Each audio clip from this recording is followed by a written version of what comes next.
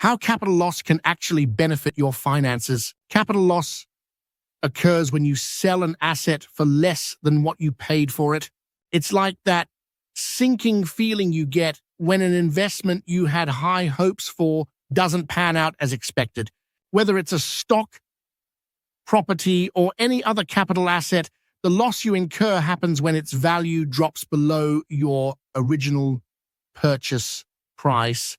These losses aren't just painful in the moment, they also have a silver lining in the form of tax relief. The government allows you to offset these losses against your capital gains, reducing the amount of tax you owe. It's almost like a consolation prize after a financial setback, helping you balance out your investment portfolio over time. So while no one enjoys a capital loss, understanding how to handle it can soften the blow and even open up opportunities to make smarter decisions moving forward.